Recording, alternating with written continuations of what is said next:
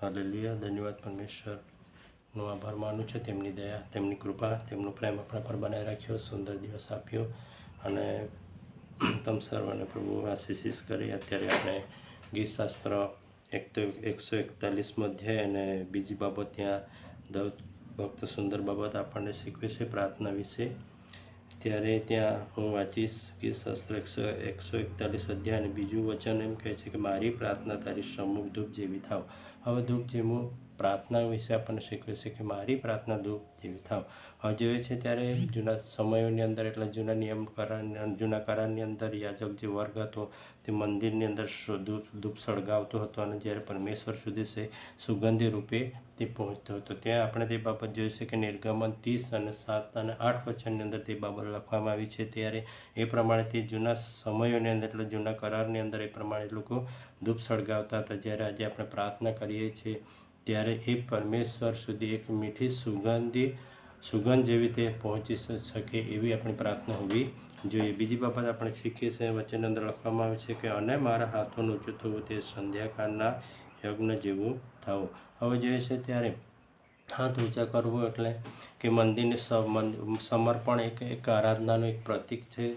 તે બતાવે છે કે એ દર્શાવે છે કે જ્યારે આપણે હાથોને ઊંચા કરીએ છીએ ત્યારે આપણે પૂરેપૂરા સમર્પણ થઈએ છીએ અને એક આરાધના અને સારી પેઠે આપણે એક વિનંતીનું એક પ્રતીક છે તે દર્શાવે છે અને આપણા હૃદય પરમેશ્વર તરફ ઊંચી સુધી આપણે ખુલ્લું રાખવાની જરૂર છે કે જેથી કરીને એ હાથો વિશે પણ આપણે ત્યાં શીખવે છે કે હાથ ઊંચા કરવાનો મતલબ એ છે કે આપણે સંપૂર્ણપણે સમર્પણની સાથે આપણે આરાધના કરી રહ્યા છીએ. હવે તે ત્રીજી બાબત આપણે ત્યાં જોઈએ છે કે તે સંધ્યાકાળના યજ્ઞ જેવું થવું. હવે જોઈએ છે તે પ્રમાણે ત્યાં યહૂદી જે લોકો હતા, જે યાજક વર્ગો હતા, તે સવાર અને સાંજ નિત્ય નિયમ સમય જે ઠરાવેલો તે સમય ઉપર એ લોકો ત્યાં ધૂપ સળગાવવા માટે બલિ અર્પણ કરવા માટે તે કરતા હતા. અને વિશેષ સંધ્યાકાળનું અર્પણ એટલે યહૂદી જે મંદિરમાં સવારે અને સાંજે બલિદાનનું અર્પણ કરતા હતા. અને ગીતશાસ્ત્ર લખનારી દાઉદ ભક્ત કહે છે કે હે પ્રભુ, મારી પ્રાર્થના પણ તે જ રીતે તને એક યજ્ઞ ગમે એવું હું અર્પણ ચડાવી શકું માટે તું એને કર એવું કહે છે. એટલા માટે કહે છે કે અગ્નિ જેવું થાવ. એટલે અહીં લખે છે તે પ્રમાણે કે જ્યારે આપણે પણ પ્રાર્થના કરીએ છીએ ત્યારે એક ધૂપ સમાન આપણી પ્રાર્થના પણ પરમેશ્વરની પાસે પહોંચવી જોઈએ.